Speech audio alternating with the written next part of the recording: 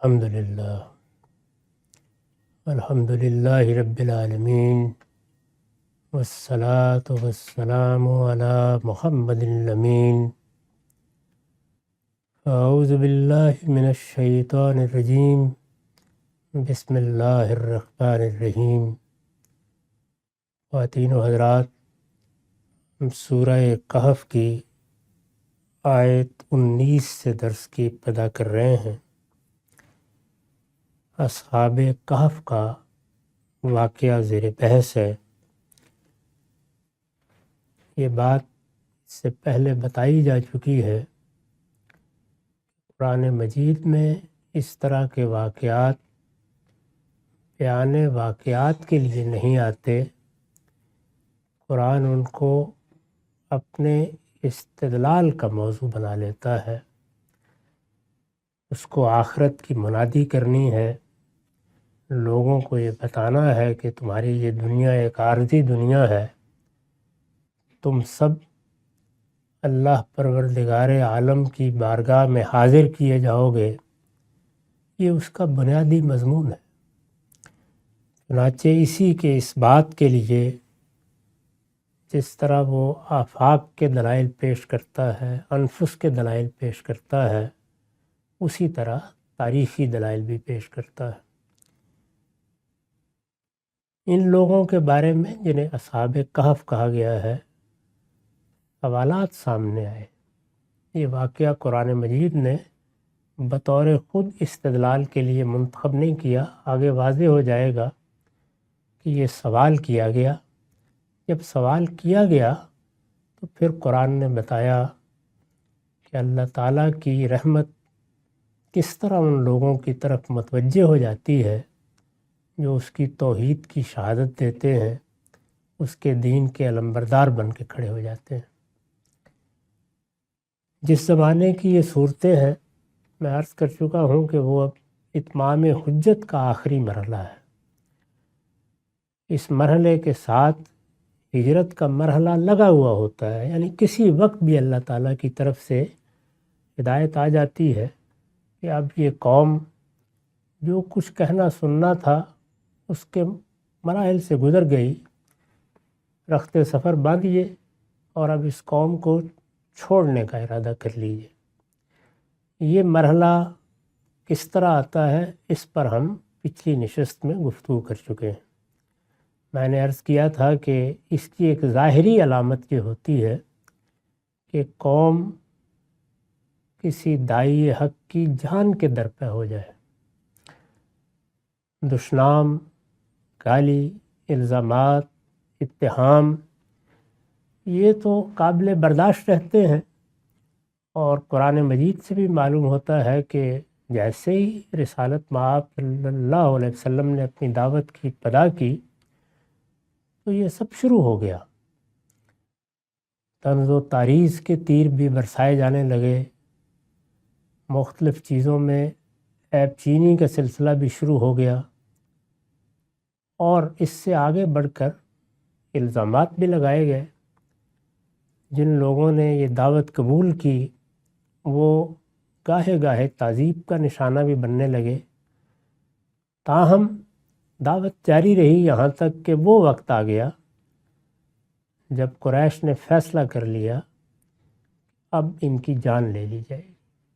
یہ مرحلہ ہے جس پر پھر اللہ تعالیٰ اپنے بندوں کو ہدایت کرتے ہیں کہ وہ اس بستی کو چھوڑ دیں۔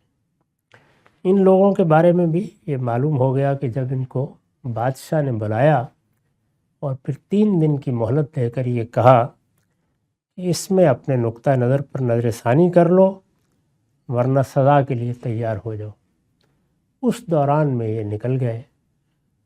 اور قرآن نے اس قصے کو اس لیے انتخاب کر لیا کہ یہ بتایا جا سکے کہ اس وقت جو صورتحال پیدا ہو گئی ہے وہ بھی اس سے مختلف نہیں ہے۔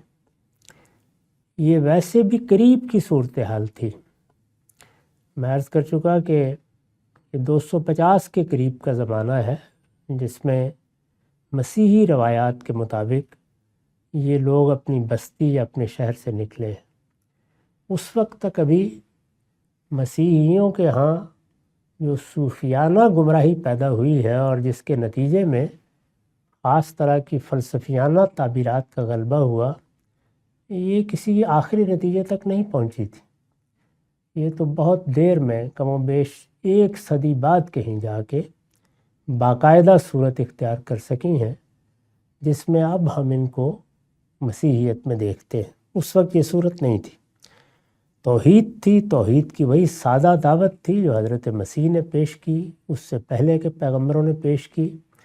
دین کی دعوت اس وقت ہمارے پاس جو الہامی کتابیں ہیں ان کو بھی اگر سامنے رکھ کر دیکھیں تو توحید کے معاملے میں، آخرت کے معاملے میں، نبوت کے معاملے میں اور اخلاق عالیہ کے معاملے میں بالکل یکساں ہے۔ اس میں کوئی تبدیلی، کوئی تغیر تعبیرات کی حد تک بھی نظر نہیں آئے گا۔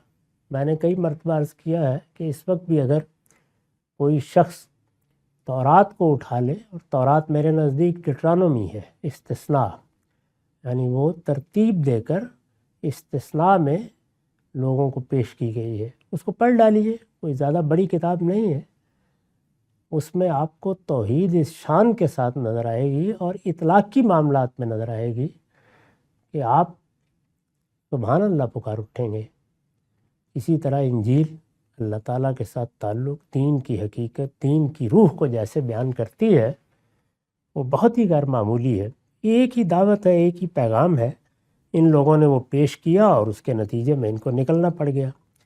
تو یہ واقعہ ہم پیچھے دیکھ چکے ہیں کہ پھر یہ کس طرح اللہ کی رہنمائی میں باطن سے ایما ہوا اور ایک غار میں پناہ گیر ہو گئے۔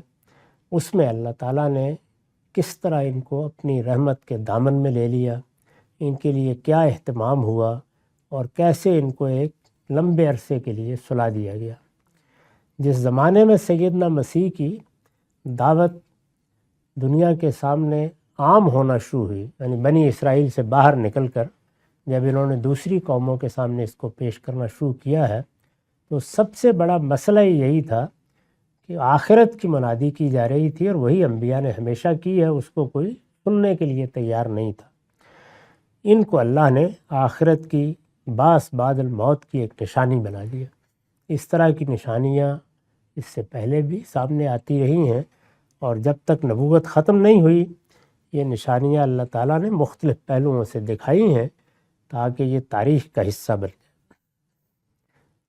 تو اب فرمایا کہ وَكَذَلِكَ بَعَثْنَاهُمْ لِيَتَسَاءَلُوا بَيْنَهُمْ، یعنی اس طرح یہ سوئے رہے اور ہم نے جس طرح اپنی قدرت سے انہیں سلایا تھا، فرمایا اسی طرح ہم نے ان کو جگایا۔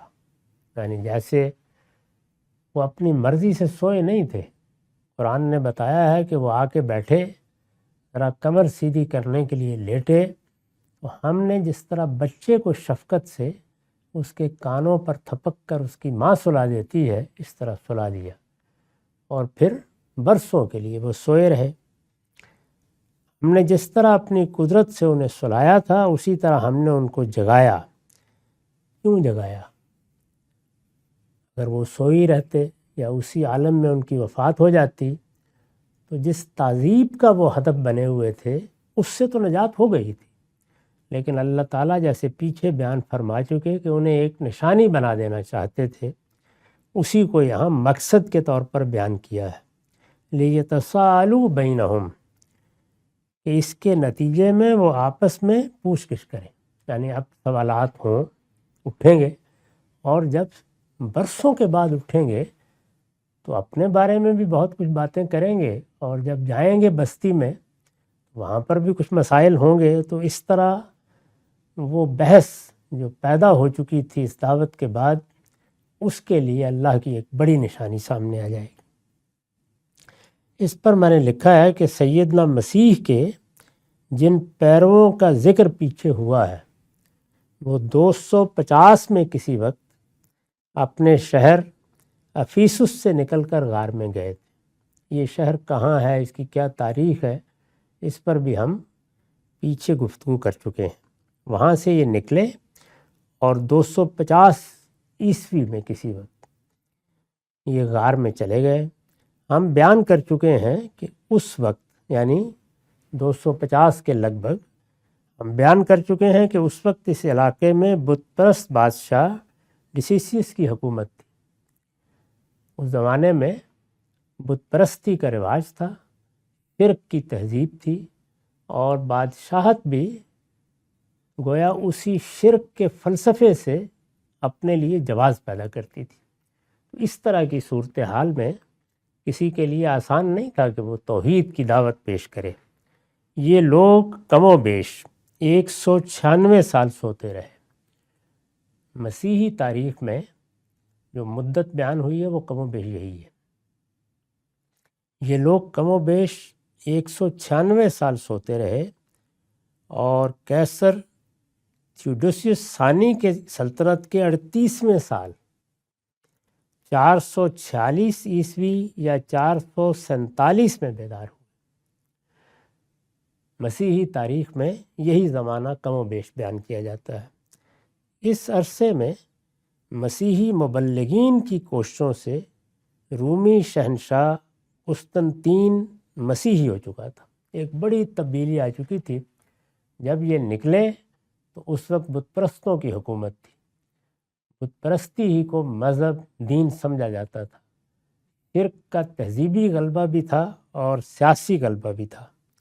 لیکن پھر رومی شہنشاہ قسطنطین 337-272 اس کا زمانہ ہے، اس میں مسیحی ہو گیا، مسلمان ہو گیا اس وقت کے لحاظ سے دیکھیں، جس کے نتیجے میں ساری رومی سلطنت میں مسیح علیہ السلام کا مذہب پھیل گیا تھا۔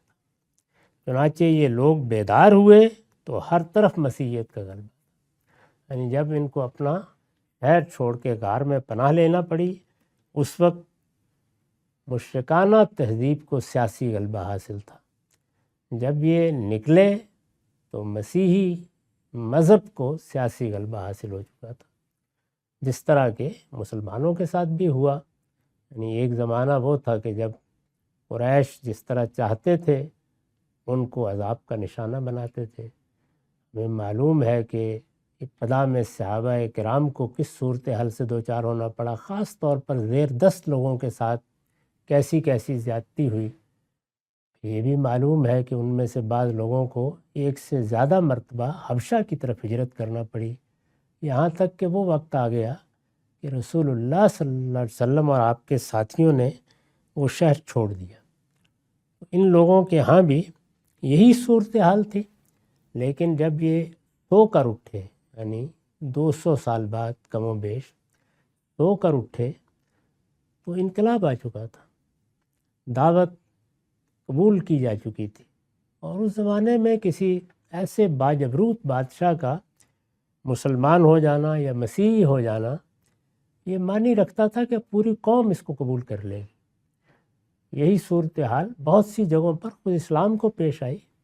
ہم لوگوں نے جب ملیشیا میں دیکھا کہ اس قوم کے اسلام کی تاریخ کیا ہے، تو اندازہ ہوا کہ ملاکا کے بادشاہ کو جب عرب تاجروں نے دعوت پیش کی اور اس نے اس دعوت کو قبول کر لیا، تو بس چند برسوں میں پوری قوم نے وہ دعوت قبول کر لی، اگرچہ قدیم ہندو مذہب کے ماننے والے لوگ تھے۔ تو یہاں بھی اسی طرح ہوا، وہ مسیحی ہو گیا، اور پھر ساری سلطنت میں مسیح علیہ السلام کا مذہب پھیل گیا، اس کو سیاسی قوت حاصل ہو گئی، اور جب سیاسی قوت حاصل ہو جاتی ہے تو پھر تہذیبی غلبہ بھی اس کے ساتھ شروع ہو جاتا ہے۔ اللہ تعالیٰ نے یہ اسباب پیدا کر دیے۔ جس وقت یہ اٹھے تو یہ صورت ہو چکی تھی۔ قال قائل منہم کم لبثتم، یہ جب سو کے اٹھے تو اچانک نیند آ گئی تھی، یعنی ارادے کے بغیر کمر سیدھی کرنے کے لیے کچھ آرام کرنے کے لیے لیٹے تھے، لیکن نیند آ گئی۔ تو اب یہ اٹھے تو ایک دوسرے سے پوچھ رہے ہیں تم یہاں کتنی دیر ٹھہرے ہو گئے، کتنی دیر سوتے رہے؟ کم لبثتم قالوا لبثنا یوما و بعض یوم، وہ بولے ہم ایک دن یا ایک دن سے بھی کم ٹھہرے ہوں گے۔ یعنی کچھ لگا تو انہیں، باہر آثار تھے، سورج کی دھوپ جب ڈھلتی ہے یا سورج نکلتا ہے آثار نمودار ہو جاتے ہیں، اس سے دن کی کیفیت ہے، رات کی کیفیت ہے، تو کوئی اندازہ سا کر کے انہوں نے کہا کہ لگتا ہے کہ ایک دن یا ایک دن سے کچھ کم وقت گزر گیا ہے، ٹھہرے ہوں گے۔ قالوا لبثنا یوما و بعض یوم، قالوا ربکم عالم بما لبستم، بولے تمہارا پروردگار ہی بہتر جانتا ہے کہ تم کتنی دیر ٹھہرے ہو۔ یعنی کچھ گفتگو کرنے کے بعد انہیں اندازہ نہیں ہوا، تو پھر یہ کہہ کے بات ختم کر دی کہ اللہ ہی بہتر جانتا ہے۔ یہ بالکل اسی طرح کی گفتگو ہے جیسے فطری طور پر مجھے یا آپ کو بھی یہ صورت پیش آئے تو ہم بھی یہی کریں گے۔ یعنی اندازہ لگاتا ہے آدمی کہ ابھی سوئے تھے، معلوم نہیں رات ہو گئی، دن گزر گیا، کافی وقت لگتا ہے چلا گیا، اور پھر آدمی یہی کہہ کہ خاموش ہو جاتا ہے، کیونکہ اللہ تعالیٰ نے نیند کے آنے اور بیدار ہونے کو کیونکہ نشور کی علامت بنایا ہے، یعنی ہمارے مرنے اور جینے کی علامت بنایا ہے۔ اسی کو رسول اللہ صلی اللہ علیہ وسلم نے اس دعا میں ادا کیا ہے جس میں یہ کہا ہے کہ اس پروردگار کا شکر ہے جس نے مجھے زندگی دی ہے بعد ما اماتنا وإلیہ النشور۔ یہ سونا جاگنا بالکل گویا ہمارے مرنے اور مر کر جی اٹھنے کی ایک تعبیر بن گیا ہوا ہے۔ اس میں نہ یہ اندازہ ہوتا ہے کہ کب سوئے تھے، یقین کے ساتھ کچھ نہیں معلوم ہوتا، اور جب آدمی اٹھتا ہے تو وہ یہ اندازہ نہیں کر سکتا کہ میں گھنٹہ سویا، 2 گھنٹے سویا، یہ تو گھڑی ہاتھ پہ بندھی ہوئی ہے وہ بتاتی ہے، یا یہ کہ سورج کے طلوع و غروب کے آثار بتاتے ہیں۔ مجھے خود اس کا تجربہ ہوا ہے کہ بعض اوقات آنکھ کھلنے کے بعد آدمی کو ایسے لگتا ہے کہ جیسے دن نکل آیا اور لیکن وہ عصر کا وقت ہو رہا ہوتا، تو اس طرح کی کیفیت ہو جاتی ہے آدمی کے ساتھ۔ تو انہوں نے بھی کچھ تردد کا اظہار کیا اور پھر یہ کہہ کے بات انہوں نے ختم کر دی۔ اس پر میں نے لکھا ہے یعنی بالکل وہی صورت پیدا ہو گئی جو برزخ کی زندگی سے اٹھنے کے بعد ہوگی۔ قرآن مجید نے برزخ کی زندگی سے جب لوگ اٹھیں گے، اس وقت تو لوگ قبر میں دفنا دیے جاتے ہیں اور برزخ کی زندگی شروع ہو جاتی ہے، وہ زندگی جس میں اللہ تعالیٰ کی عنایتیں بھی ہوتی ہیں اپنے منتخب بندوں پر، اور قرآن سے معلوم ہوتا ہے کہ جو سرکشی میں انتہا تک پہنچ گئے اور ان سے اسی دنیا میں اللہ تعالیٰ نے جزا و سزا کا معاملہ شروع کر دیا، ان کے ساتھ اس کی نوعیت بھی باقی رہتی ہے، باقی لوگ سوئے رہتے ہیں۔ تو جب اٹھتے ہیں لوگ تو اس کی تصویریں قرآن میں بھی ہیں، اور وہاں بھی یہی ہے کہ یوم و بعد یوم، وہاں بھی یہی صورتحال ہوگی۔ یہ اسی تصویر کو بیان کیا، یعنی بالکل وہی صورت پیدا ہو گئی جو برزخ کی زندگی سے اٹھنے کے بعد ہوگی۔ قرآن مجید نے اس کو ان الفاظ میں بیان کیا کہ من باس من مرکدنا، یہ ہمارے سونے کی جگہوں سے، خوابگاہوں سے ہمیں کس نے اٹھا دیا۔ وہاں بھی یہی گفتگو نقل ہوئی ہے، وہ کہیں گے کہ شاید دوپہر بھر سوتے رہے یا رات گزری ہے، اسی طرح کی صورتحال ہوگی۔ اس کی گویا ایک تصویر سامنے آ گئی ہے یہ بتانے کے لیے کہ سوتے میں بھی یہی دیکھتے ہو، اور ہم نے اپنے ان بندوں کو منتخب کر کے جب اپنی نشانی بنایا، یہ کس چیز کی نشانی تھی؟ باس بعد الموت کی نشانی۔ تو اس کے اٹھتے وقت بھی بالکل وہی صورت پیدا ہو گئی جو تمہارے ساتھ ہوتی رہتی ہے۔ قالوا ربکم اعلم بما لبثتم، بولے تمہارا پروردگار ہی بہتر جانتا ہے کہ تم کتنی دیر ٹھہرے ہو۔ فَبَعْثُوا أَحَدَكُمْ بِوَرَقِكُمْ هَٰذِهِ إِلَى الْمَدِينَةِ، خیر اپنے میں سے کسی کو اپنی یہ رقم دے کر شہر بھیجو۔ نکلے تھے کچھ سفر کر کے ہی آئے ہوں گے، ماندے تھکے وہاں بیٹھے سو گئے، اب جو آنکھ کھلی تو بھوک بھی لگ رہی تھی، تو انہوں نے کہا کہ اب کوئی جائے ہم میں سے اور جا کے ذرا شہر سے کچھ کھانے پینے کی چیز لے آئے، کسی کو اپنی یہ رقم دے کر شہر بھیجو۔ اس پر میں نے لکھا ہے اصل میں لفظ ورق آیا ہے، یعنی جو لفظ رقم کے لیے اصل میں استعمال ہوا ہے، قرآن میں استعمال ہوا ہے، وہ ورق کا لفظ ہے۔ اس کے معنی چاندی کے ہیں۔ یہ چونکہ اس زمانے میں مسکوک اور غیر مسکوک یعنی باقاعدہ سکہ بنا کے بھی تبادلے کا کام کرتا تھا، چاندی سونا یہی ابتدا میں تھے، اور ایسا بھی ہوتا تھا کہ چاندی ہی آپ کے پاس ہے اور اسی سے آپ نے تبادلہ کر لیا، جیسے کہ اجناس میں ہو جاتا تھا، بارٹر کا طریقہ بھی رہا ہے۔ تو یہ چونکہ اس زمانے میں مسکوک اور غیر مسکوک یعنی باقاعدہ سکے کی صورت میں یا اسی طرح دونوں صورتوں میں خرید و فروخت کے لیے استعمال ہوتی تھی، چاندی بھی سونا بھی۔ تو ان کے ہاں معلوم ہوتا ہے کہ چاندی کے سکے رہے ہوں گے، اس لیے ہم نے اس کے لیے رقم کا لفظ استعمال کیا ہے، یعنی بتانا یہ مقصود ہے کہ وہ اصل میں اس زمانے کے تبادلے کی کرنسی تھی، اس کو انہوں نے بھیج دیا، شہر بھیجو۔ فَلْيَنْظُرْ أَيُّهَا أَزْكَىٰ طَعَامًا فَلْيَأْتِكُمْ بِرِزْقٍ مِّنْهُ۔ پھر وہ اچھی طرح دیکھے کہ پاکیزہ کھانا شہر کے کس حصے میں ملتا ہے۔ اس سے یہ اندازہ کیا جا سکتا ہے کہ اگرچہ دعوت پھیل گئی تھی، لیکن کھانے کے معاملے میں حرام حلال کا معاملہ اس وقت بھی ان مسیحیوں کے لیے ایک مسئلہ تھا، اور اس زمانے تک وہ صورت نہیں پیدا ہوئی تھی جو صورت اس وقت ہم مسیحیت میں دیکھتے ہیں۔ چنانچہ انہیں تردد تھا کہ کسی ایسی جگہ سے کھانا جا کے لاؤ جہاں سے حلال و طیب کھانا مل سکے۔ اس پر میں نے وضاحت کی ہے، اصل میں لفظ ایہا آیا ہے، ایہا اس کا طعامہ، یعنی ایو اطراف المدینہ یا ایو نواحی المدینہ، اور پاکیزہ کھانے سے حلال و طیب کھانا مراد ہے، جو ہر مسلمان کے لیے ضروری ہے۔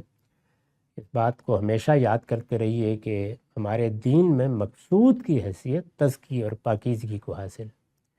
دین کی دعوت، دین کے پیغام، دین کی ہدایت کا اصلی ہدف یہی ہے، ہم دنیا کی زندگی میں اپنے آپ کو پاکیزہ بنا کر رکھیں۔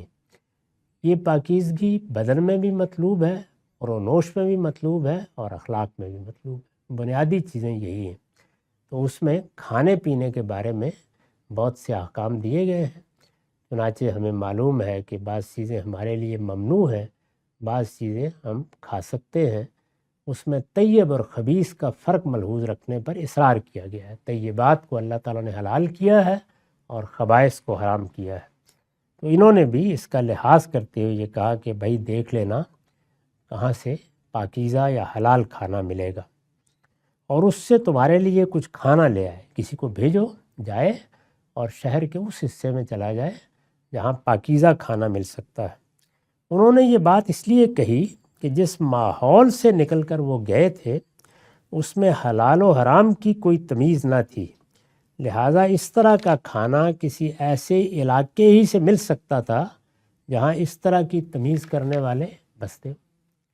وہ جانتا ہوتا آدمی کہ فلاں جگہ سے مل جائے گا، اسی شہر کے رہنے والے تھے۔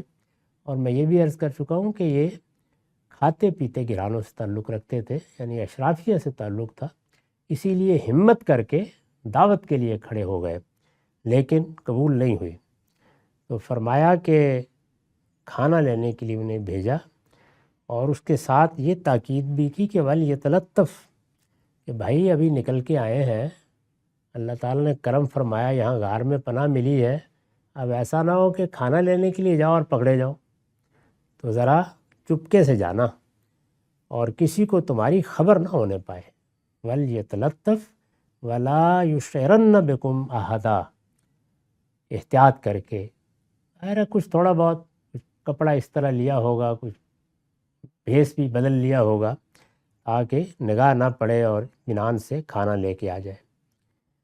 إِنَّهُمْ يَظْهَرُوا عَلَيْكُمْ يَرْجُمُوكُمْ أَوْ يُعِيدُكُمْ فِي مِلَّتِهِمْ وَلَن تُفْلِحُوا إِذًا أَبَدًا۔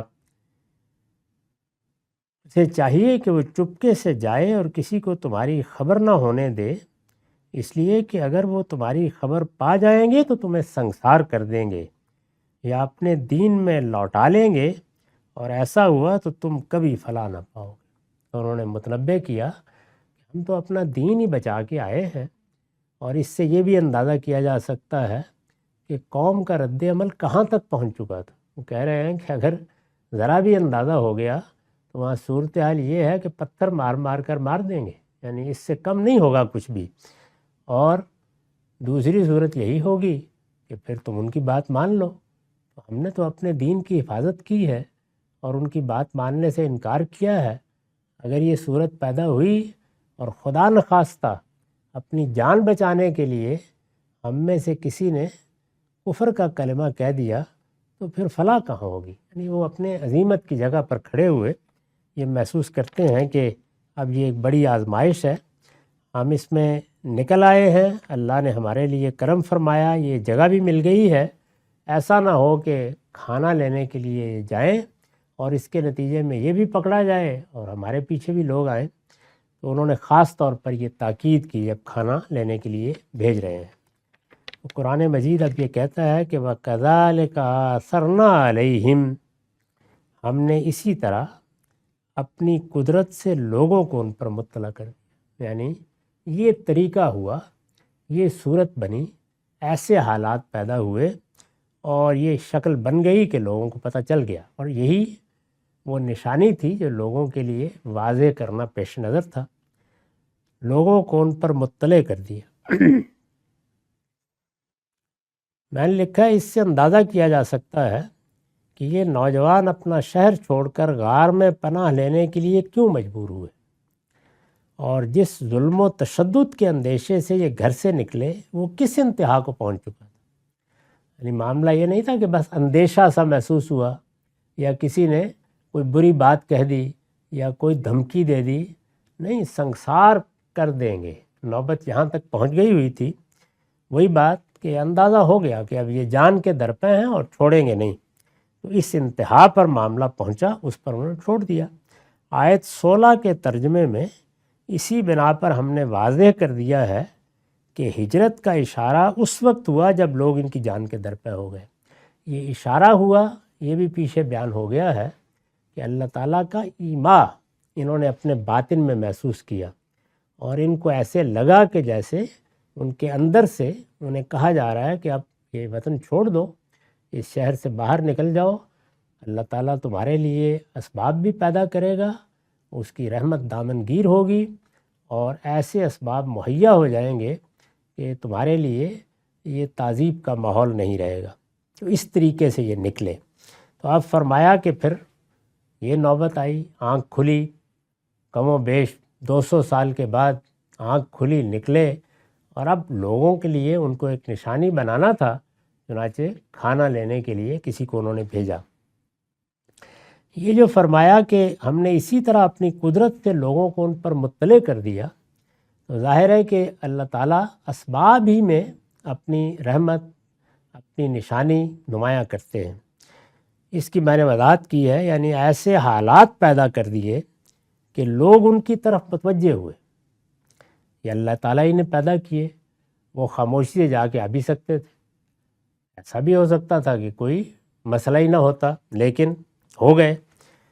لوگ ان کی طرف متوجہ ہوئے، اور تحقیق و تفتیش کے نتیجے میں کسی کو شبہ نہیں رہا کہ یہ اس زمانے کے لوگ نہیں، یعنی ایسی صورت پیدا ہو گئی کہ ہر ایک کو خیال ہوا، اور پھر لوگ نکل کھڑے ہوئے، اور بڑی تبدیلی آ چکی تھی، کوئی خطرہ تو تھا نہیں، مسیحی دعوت عام ہو چکی تھی، تو اس لیے جب لوگوں نے تحقیق تفتیش کی تو بالکل واضح ہو گیا۔ اوپر جس مسیحی روایت کا ذکر ہوا ہے اس میں یہ واقعہ اس طرح بیان ہوا ہے، اس کی تفصیلات ظاہر ہے کہ مسیحیوں ہی کے ہاں بیان ہوئی ہیں۔ اس میں یہ واقعہ اس طرح بیان ہوا ہے کہ جس شخص کو کھانا خریدنے کے لیے شہر بھیجا گیا تھا، اس نے جب کیسر ڈیسیس کے وقت کا سکہ کھانا خریدنے کے لیے پیش کیا تو دکاندار کو شبہ ہوا کہ شاید یہ کسی پرانے زمانے کا دفینہ نکال لایا ہے، سکہ اس زمانے کا نہیں تھا۔ اس سے یہ بات واضح ہو گئی کہ مسکوک تھا، یعنی کچھ نہ کچھ اس پر لکھا ہوا تھا۔ انہیں خیال ہوا کہ یہ تو کوئی دفینہ ملا ہے اس کو، ورنہ یہ سکے کہاں سے آ گئے۔ اس پر دونوں میں تکرار ہونے لگی تو لوگ جمع ہو گئے، حتیٰ کہ معاملہ حکام تک پہنچ گیا۔ وہاں جب سوالات ہوئے اور اس شخص نے یہ سنا کہ کیسر ڈیسیس کو مرے زمانہ گزر چکا ہے تو وہ دنگ رہ گیا۔ لوگوں نے بتایا کہ وہ بادشاہ جس نے تم لوگوں کو بلایا تھا وہ تو عرصہ ہوا رخصت ہو گیا۔ چنانچہ کچھ دیر تک بالکل دم بخود رہا اور پھر اپنی داستان سنا دی۔ پھر اس نے وہ پورا قصہ سنایا کہ ہم تو ایسے نکلے تھے۔ اس کو بھی اندازہ ہو گیا کہ یہ ہمارے ساتھ اللہ تعالیٰ کا کیا معاملہ ہوا ہے۔ اسے سن کر حکام بھی حیران ہوئے اور اس کو لے کر اس غار کی طرف چلے جہاں وہ اور اس کے ساتھی چھپے رہے تھے۔ لوگوں کا ایک انبوہ کثیر بھی ان کے ساتھ تھا۔ اب ظاہر ہے کہ وہ تو ایک غیر معمولی نشانی بن گئے، لوگ جمع ہو گئے شہر کے۔ وہاں پہنچ کر یہ بات پوری طرح تحقیق ہو گئی کہ وہ فی الواقع کیسر ڈیسیس کے زمانے کے لوگ ہیں۔ نئے رومی حکمران کیسر تھیوڈوسیس کو اس کی اطلاع دی گئی وہ پیدل چل کر آیا اور آ کر ان سے برکت لی۔ بیان کیا جاتا ہے کہ اس کے بعد یہ 7 نوجوان غار میں جا کر لیٹے اور یکایک وفات پا۔ یہ واقعہ مسیحی روایتوں میں اس طرح بیان ہوا ہے کہ لوگوں نے تحقیق کی، بادشاہ بھی چلا گیا، بڑی خبر تھی، بڑا غیر معمولی معاملہ تھا، بالکل واضح ہو گیا پورے شہر پر، یہ اللہ کی ایک بڑی نشانی ہم نے دیکھی ہے۔ اللہ تعالیٰ نے یہ بتایا ہے کہ بعد الموت میرے لیے ایسے ہی ہے، میں سلا دوں گا، جیسے روز تمہیں سلاتا ہوں اور پھر اٹھا دیتا ہوں ایسے ہی اٹھا دوں گا، یہ میرے لیے کچھ بھی مشکل نہیں ہے۔ وما ذلک علی اللہ بعزیز۔ اقول قولی ھذا واستغفر اللہ لی ولکم ولسائر